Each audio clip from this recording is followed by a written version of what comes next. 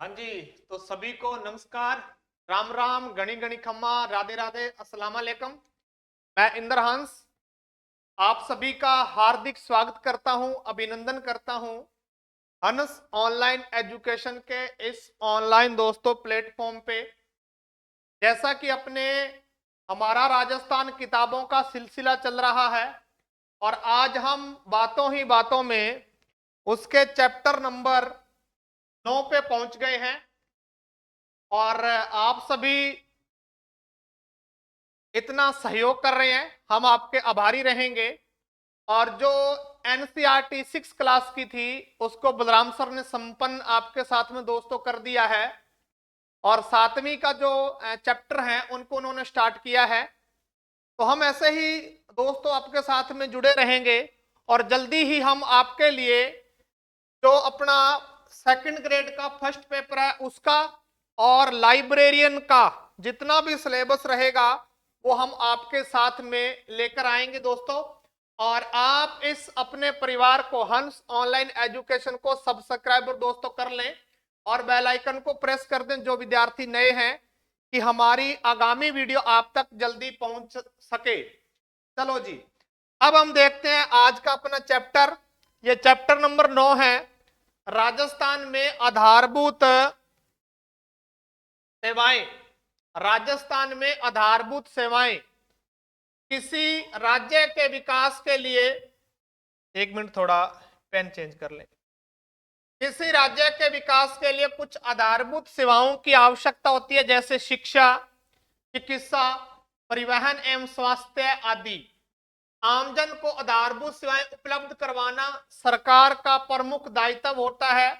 तो जो आधारभूत सेवाएं हैं आपकी, चिकित्सा हो गया, स्वास्थ्य हो गया, परिवहन हो गया, ये उपलब्ध करवाना आम जनता को किसका काम है? तो दोस्तों ये काम है अपनी गवर्नमेंट का। राजस्थान में राज्य सरकार द्वारा इस क्षेत्र के विकास में कार्यों का संक्षेप में वर्णन इस अध्याय में आप पढ़ेंगे। और मैंने कहा आधारभूत सेवाएं कौन सी होती हैं? शिक्षा, चिकित्सा, परिवहन व स्वास्थ्य आदि किस में आएंगे दोस्तों? तो सर आधारभूत सेवाओं में आएंगे। तो थे एक इया कर दो, वीडियो ने चालता चालता एक शेयर कर दो और कमेंट कर दो थाने जको मारो सेशन है हमारा राजस्थान को बाकियां लागन लाग रहे है। उसके बाद में पहला आधारभूत सेवाओं में शिक्षा पढ़ेंगे। देखो, शिक्षा मनुष्य की जन्मजात क्षमताओं के विकास के साथ साथ उसमें चारित्रिक एवं व्यक्तित्व विकास का मार्ग प्रशस्त करती है। अतः शिक्षा व्यक्ति के जीवन में आगे बढ़ने, सफलता प्राप्त करने, समाज एवं देश का विकास करने का मुख्य माध्यम है।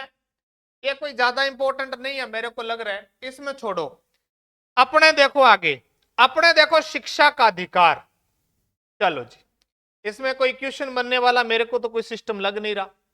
यहां से क्वेश्चन बन सकता है तो ये हेडिंग डालो शिक्षा का अधिकार। देखो ज्यादा टाइम आपका भी वेस्ट ना हो इसीलिए मैं मेन मेन चीजें बताता हूं। देखो जी, राजस्थान में शिक्षा का अधिकार अधिनियम 6 से 14 वर्ष के बच्चों को निशुल्क व अनिवार्य शिक्षा प्रदान करता है। देखो, यह जो शिक्षा का अधिकार है यह भारतीय संविधान के भाग 3, भारतीय संविधान के भाग 3, ध्यान रखना, जिसे भारतीय संविधान का मैग्ना कार्टा कहते हैं। तो मैं यहां पर पेज लेके इसकी आपको व्याख्या कर देता हूं। तो ये जो है भारत का, चल, शिक्षा का अधिकार है, ये मूल संविधान में नहीं था। शिक्षा का अधिकार है जो ये मूल संविधान में नहीं था। तो 86 में संविधान संशोधन, 86 में संविधान संशोधन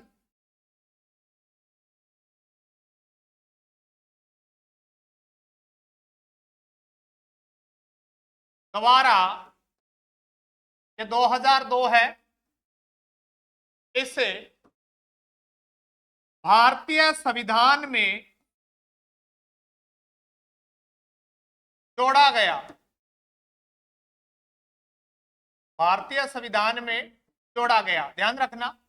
और ये भारतीय संविधान का आर्टिकल 21 का, अनुच्छेद 21 का या 21A में क्या है, ये शिक्षा का अधिकार का उल्लेख है कि 6 से 14 वर्ष तक के बच्चों को निशुल्क व अनिवार्य शिक्षा दी जाए। और ऐसा ही प्रावधान ये मौलिक अधिकारों में है। मौलिक अधिकार भारतीय संविधान के भाग 3 में है, ध्यान रखना। और 12 से 35 तक क्या है सर जी, मौलिक अधिकार हैं। उसके बाद में जो अपना नीति निदेशक तत्व है, क्या है, नीति निदेशक तत्व।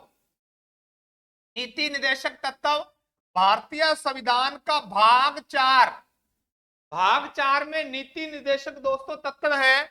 इसमें जो आर्टिकल 45 है, कौन सा है, आर्टिकल 45 यानी अनुच्छेद 45, भाग 4 के आर्टिकल 36 to 51 तक क्या है, अपने नीति निदेशक तत्व हैं। और नीति निदेशक तत्व कहां से लिए गए सर, आयरलैंड से लिए गए हैं। इनमें यह उल्लेखित है। और यदि मैं बात करूं मूल कर्तव्यों की, तो मूल कर्तव्य जो है भाग 4 क में, इसमें दोस्तों भाग 4 क में उसमें ये उल्लेखित है। और उसमें जो 11वां है, कौन सा, 11वां, उसमें अभिभावकों का कर्तव्य बनता है कि वो अपने बच्चों को शिक्षा दें। और इसमें जो है पहले 6 से 14 था, लेकिन अब वर्तमान में 45 में 0 से 6 वर्ष तक के बच्चों, उनके लिए शिक्षा का प्रावधान किया गया। जैसे अब सरकार ईसीसी या डीईसीई का कोर्स करवा रही है, उसके बाद में इसकी जल्दी ही बाल वाटिका में भर्ती आने वाली है। तो मैं आपको जानकारी दे दूं इस वीडियो के माध्यम से कि जो भी महिलाएं ईसीसी करना चाहती हैं, ओनली ये महिलाओं के लिए भर्ती आएगी। हाँ, पुरुष कर रहे हैं तो आप भाई उसको कर सकते हो, लेकिन जो ईसीसी है वो इग्नू से अभी उसके फॉर्म चल रहे हैं। लास्ट तारीख 15 है और दिसंबर में इसके एग्जाम होंगे। तो मैं आपको जानकारी दे दूं कि दोस्तों, आपको जिसको भी ईसीसी करनी है, आपके लिए बहुत ही बेहतरीन है ये। 62,000 भर्ती आएगी, तो आप हमारे से संपर्क कर सकते हैं। हम आपको बढ़िया तरीके से मार्गदर्शित करके ईसीसी संपूर्ण आपकी करवा देंगे। और सही कौन सी है, गलत कौन सी है, ऐसे बहुत सारी वीडियो डाल रहे हैं। उनका मकसद रहता है कि हमें व्यू प्राप्त करने हैं।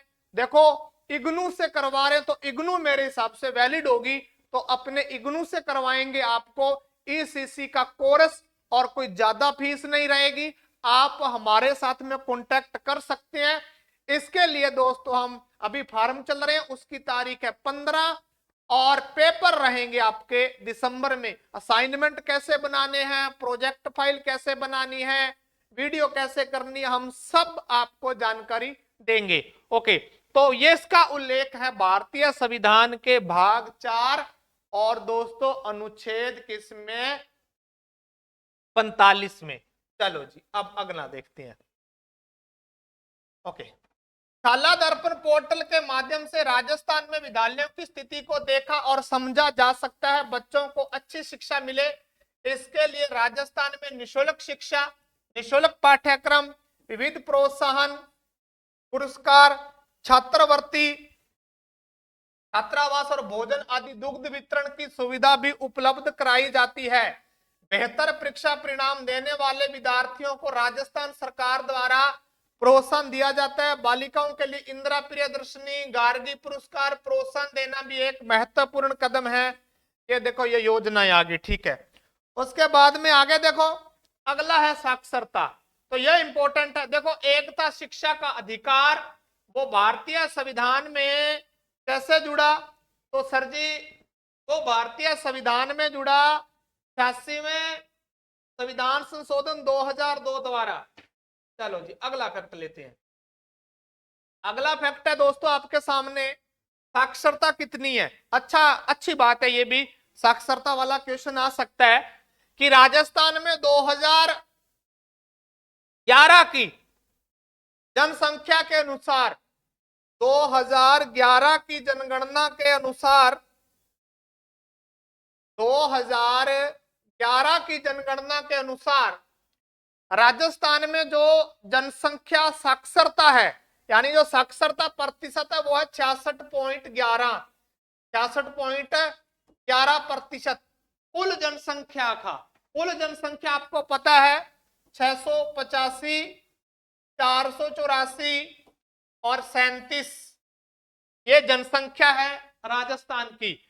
और इसका 66.11% लोग क्या है, पढ़े लिखे हैं। और पुरुष साक्षरता कितनी है, 79.19%। ध्यान रखना, ये 79.19% क्या है, पुरुष साक्षरता है। और महिला साक्षरता 52.12% है महिला। पुरुष कितनी है, 79.19%।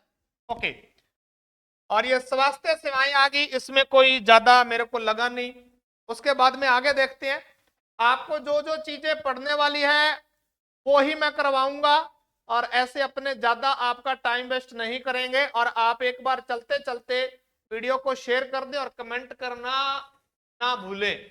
उसके बाद में देखो देखो यहां अच्छा है, राजस्थान की जनता के स्वास्थ्य कल्याण के लिए 1000 की आबादी पर स्वास्थ्य उपकेंद्र, ध्यान रखना, स्वास्थ्य उपकेंद्र, स्वास्थ्य उपकेंद्र, मैं सारी चीज क्लियर करता हूं, आप कॉपी ले लिया करें साथ में। स्वास्थ्य उपकेंद्र, फिर है प्राथमिक स्वास्थ्य केंद्र, प्राथमिक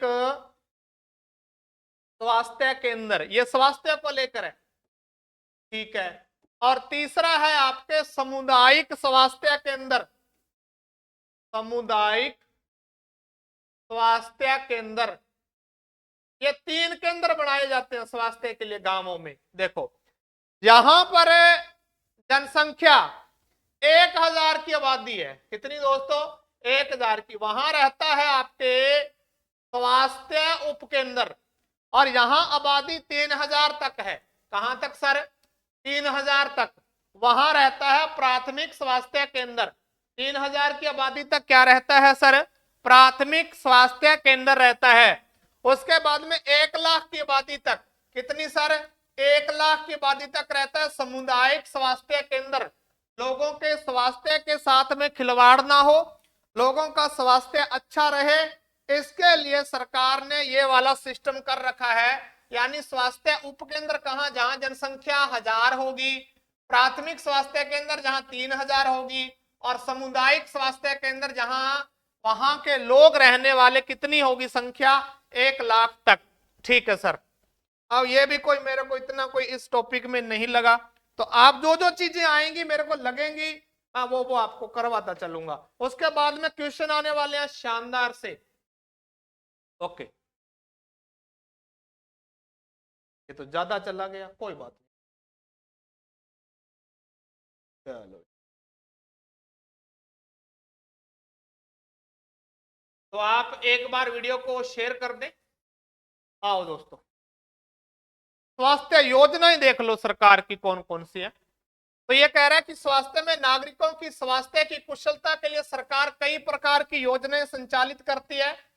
इसमें आयुष्मान भारत, महात्मा गांधी राष्ट्रीय स्वास्थ्य बीमा योजना, मुख्यमंत्री सहायता और जीवन रक्षा कोष, मुख्यमंत्री राष्ट्रीय योजना, मुख्यमंत्री निशुल्क दवा योजना, राजस्थान जननी शिशु सुरक्षा योजना। अपने योजनाओं की एक क्लास लेकर आएंगे शानदार सी आपके लिए।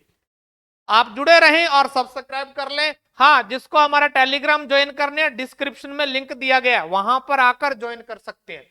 कुछ प्रमुख उदाहरण है, इसी प्रकार राज्य में क्षय रोग, मलेरिया, अंधता, आयोडीन अल्पता विकार, एड्स आदि रोगों पर नियंत्रण, कुष्ठ रोगों के उन्मूलन हेतु कई तरह के राष्ट्रीय कार्यक्रम भी चिकित्सा स्वास्थ्य एवं परिवार कल्याण विभाग द्वारा चलाए जाते हैं। ये इंपॉर्टेंट है। ये क्या कह रहा है, ये कह रहा है कि ये जो योजनाएं है ना स्वास्थ्य संबंधी, ये किसके द्वारा चलाई जाती है? चिकित्सा स्वास्थ्य और परिवार कल्याण विभाग द्वारा। ठीक है सर। उसके बाद में भाई संचार एवं डाक आ गया, ये भी आधारभूत सेवाएं हैं। अगला निकालते हैं, यहां कोई मेन नहीं लगा मुझे। चल, इसमें पता ही आपको, आपके पास में जो मोबाइल फोन है, टेलीविजन है, रेडियो है, टेलीग्राफ है, ये भी प्रचलित साधन है किसके? सूचना देते हैं अपने को। ठीक है, डाक सेवा आ गया, ये भी कोई ज्यादा कोई इंपॉर्टेंट नहीं है। इसमें देखो पढ़ने वाली माथा फोड़ी वाली बात है, और कोई इसमें है नहीं। तो आप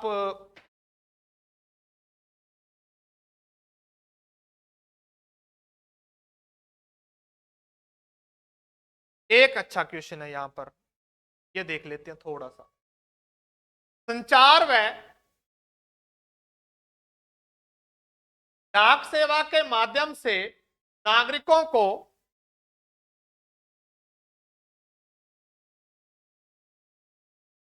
आज थोड़ी सी दिक्कत आ रही है।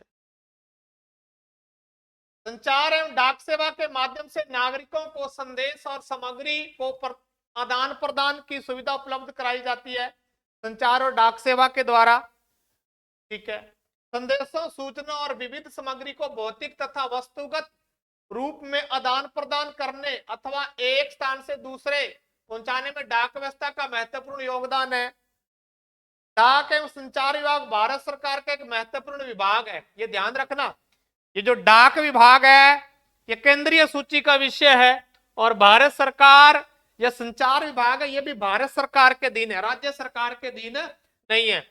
राजस्थान में भी डाक और इससे संबंधित सुविधाएं पर्याप्त रूप में उपलब्ध है। डाक विभाग के माध्यम से सूचना प्रेषित करने के लिए पोस्ट कार्ड, अंतरदेशीय पत्र, लिफाफे 3 पारंपरिक साधन है।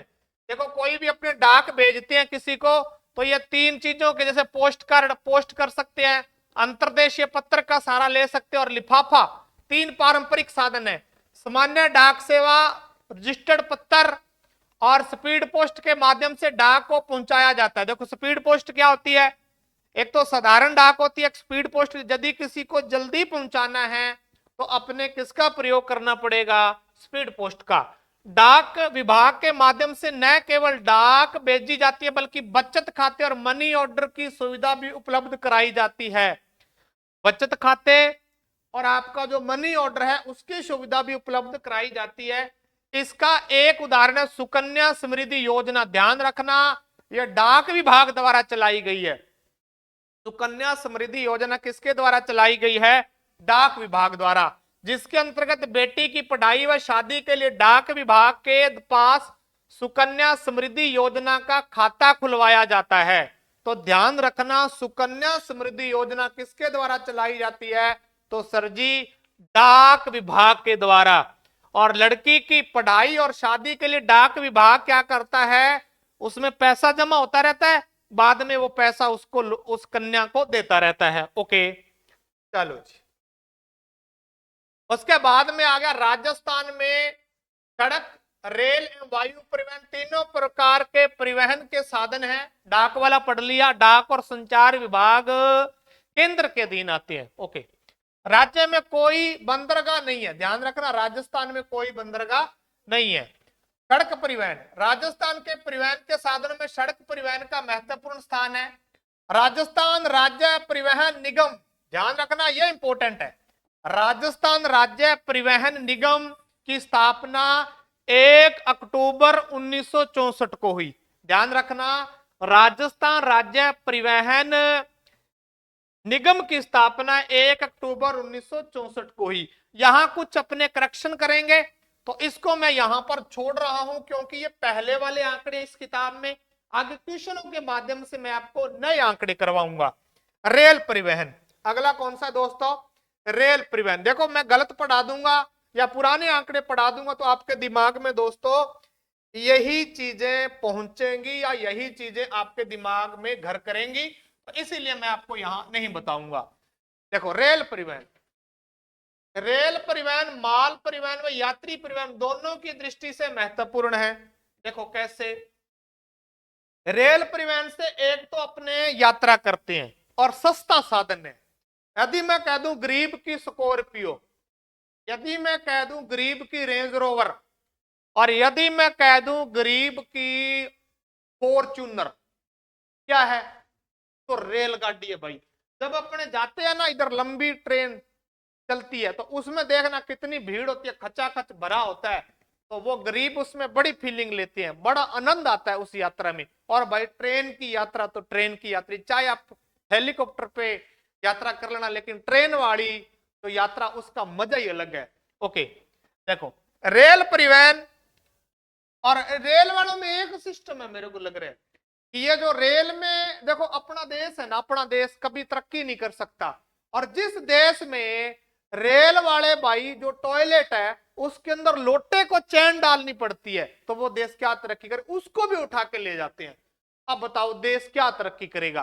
ये देश मुझे नहीं लग रहा कि अभी उतना विकसित हुआ है। देखो 70 साल हो गए संविधान लागू हुए, अभी भी यहाँ पर ना तो कोई जातिवाद गया है, वही धर्म के नाम पर लोग एक दूसरे को मार काट रहे हैं। तो ये सिस्टम धीरे धीरे भगवान जाने कब सेट होगा, लेकिन हो जाएगा लग रहा है। ओके, तो राजस्थान में रेलवे जोन कितने हैं? 2 हैं, उत्तरी पश्चिमी रेलवे और पश्चिमी मध्य रेलवे। ध्यान रखना, उत्तरी पश्चिमी रेलवे का जो जोन है इसका मुख्यालय है जयपुर में। मुख्यालय कहां पर है सर? जयपुर में। और पश्चिमी मध्य रेल का जो मुख्यालय है ये जबलपुर में है। कहां पर है सर? जबलपुर एमपी में। Okay sir. और 5 मंडल हैं, ये 5 संभाग हैं अपने। जो एक संभाग है कोटा, वो इसी में आता है। कोटा संभाग पश्चिमी मध्य रेलवे में आएगा। और बाकी सारे जो 4 देखो 5 जोन बनाए, 5 मंडल, जयपुर, जोधपुर, अजमेर और बीकानेर, ये आते हैं अपने पश्चिमी मध्य रेलवे में। ध्यान रखना, जयपुर, जोधपुर, अजमेर और बीकानेर ये किस में आते हैं? पश्चिमी मध्य रेलवे में। और ये कोटा जो संभाग है ये आता पश्चिमी मध्य रेलवे में। भारत का सबसे बड़ा रेलवे मॉडल कक्ष उदयपुर के पश्चिमी रेलवे क्षेत्रीय प्रशिक्षण केंद्र में स्थित है।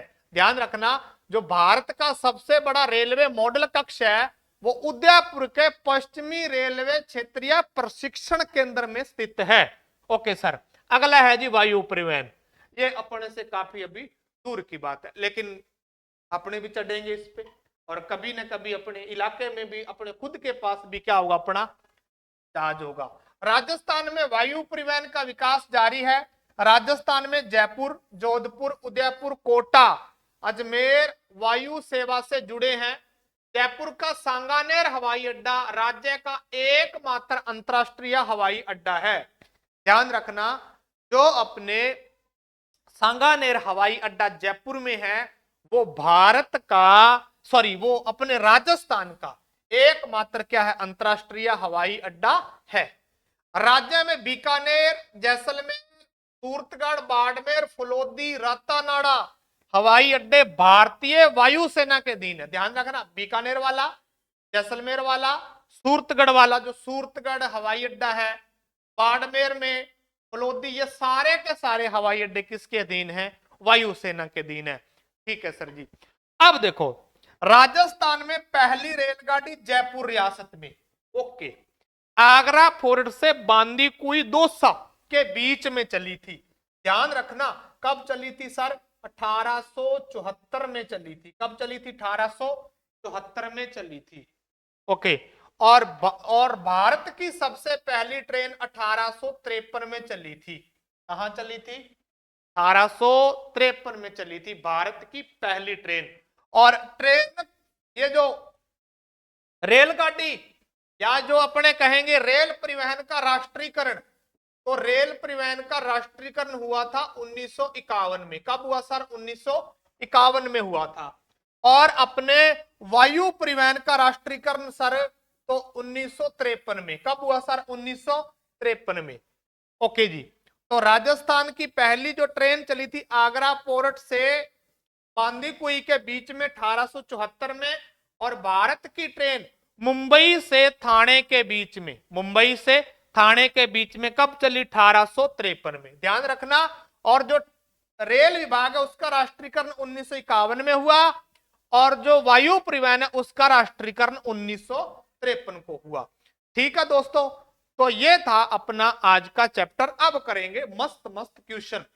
तो बीयू पहला थे के करो एक वीडियो ने शेयर करो सारा जना, एक शेयर करो और कमेंट करो और लाइक करना ना भूलिया कि थाने किया लागे क्लास। देखो जका ओल्ड फैक्ट है वो मैं थाने को नहीं करवाऊंगा, थाने जका नया फैक्ट है बाई करवाऊंगा। ओके चलो पहला क्वेश्चन, शिक्षा का अधिकार मौलिक अधिकार में कितने वर्ष तक के बच्चों के लिए निशुल्क व अनिवार्य शिक्षा का प्रावधान है?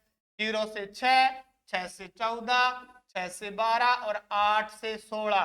तो सर जी 6×14, 6×14। तो मैंने बताया था कि 86वां संविधान संशोधन 2002 के द्वारा भारतीय संविधान के आर्टिकल 21 के मौलिक अधिकारों में क्या जुड़ा है? शिक्षा का अधिकार। और ध्यान रखना 86वां संविधान संशोधन किसके समय हुआ? तो अटल बिहारी वाजपेयी जी के समय हुआ था। और 42वां संविधान संशोधन जिसे कहा जाता है मिनी संविधान, ये हुआ था इंदिरा गांधी जी के समय 1976 में। और 44वां संविधान संशोधन जिसमें संपत्ति के अधिकार को क्या बना दिया था? एक मौलिक अधिकार से हटाकर कानूनी अधिकार बना दिया। ओके, या विधिक अधिकार बना दिया। ये चर्चाएं पॉलिटिकल की क्लास में करें। ओके, इसका उत्तर देखो 6 से 14। चलो दोस्तों अगला देखो, जनगणना 2011 के अनुसार गलत कथन है, राजस्थान की कुल साक्षरता 66.11% है। ओके जी ठीक है। राजस्थान की पुरुष साक्षरता 79.19% है या 19% है। राजस्थान की महिला साक्षरता 52.12% है। ठीक है सर, तो मुझे लग रहा है सभी कथन क्या है? सत्य है। अगला क्वेश्चन, राजस्थान राज्य परिवहन निगम की स्थापना, राजस्थान राज्य परिवहन निगम की स्थापना कब हुई? 2 अक्टूबर 1970, 2 अक्टूबर 1964, 5 अक्टूबर 1980 और 2 अक्टूबर 1954। तो इसका उत्तर आएगा दोस्तों 2 अक्टूबर 1964। ओके सर, राजस्थान में स्टेट हाईवे एसएच की न्यूनतम लंबाई वाला जिला कौन सा है? राजस्थान में स्टेट हाईवे एसएच की न्यूनतम लंबाई वाला कौन सा जिला है?